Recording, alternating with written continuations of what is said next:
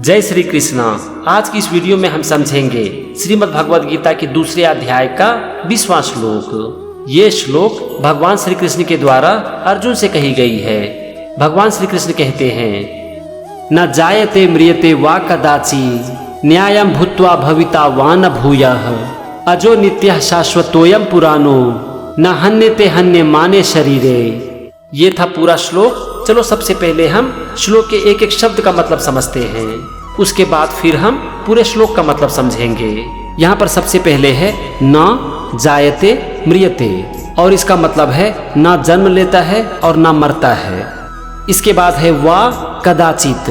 वा का मतलब होता है और कदाचित का मतलब होता है कभी भी, यानी कि किसी भी काल में। इसके बाद है न्यायम। ये दो शब्द से बना है, नौ और अयम। नौ का मतलब हो गया नहीं, और अयम का मतलब है यह, मतलब यह आत्मा। इसके बाद है भूत्वा भविता वा नौ भूयः। यहाँ पर भूत्वा का मतलब होता है उत्पन्न होकर, भविता का मतलब होने वाला, भूयः मतलब होता है फिर, वा मतलब तथा, और नौ मतलब नहीं। तो यहाँ पर पूरे लाइन का मतलब हो गया कि यह आत्मा ना तो किसी काल में जन्म लेती है, ना मरती है, और ना ही उत्पन्न होकर होने वाला ही है। थोड़ा इसे और सिंपल करता हूँ। भगवान कह रहे हैं कि यह आत्मा ना तो किसी काल में जन्म लेती है, ना मरती है, और ना ही फिर से उत्पन्न होती है।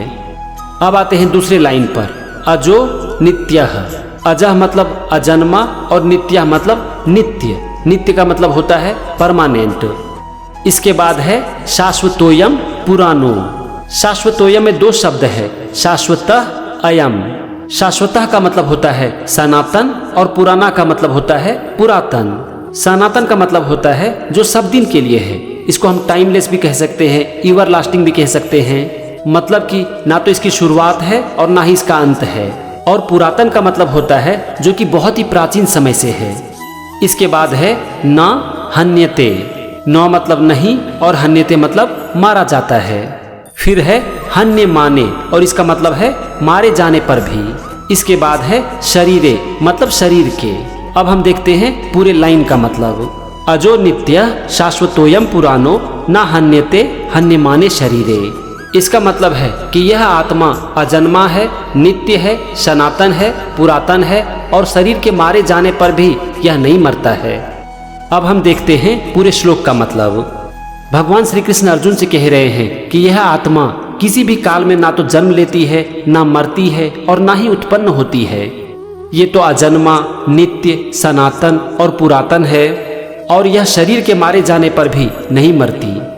तो यहाँ पर भी भगवान अर्जुन से आत्मा के बारे में ही बात कर रहे हैं, और बार बार यही कह रहे हैं कि हम सब ये शरीर नहीं है, बल्कि एक आत्मा है, और आत्मा अमर है। ये था श्रीमद् भगवद गीता के दूसरे अध्याय का 20वां श्लोक और उसका मतलब। अगले एपिसोड में हम समझेंगे 21वें श्लोक को। तुम मेरे साथ बने रहिए और श्रीमद् भगवद गीता सीखते रहिए। जय श्री कृष्णा।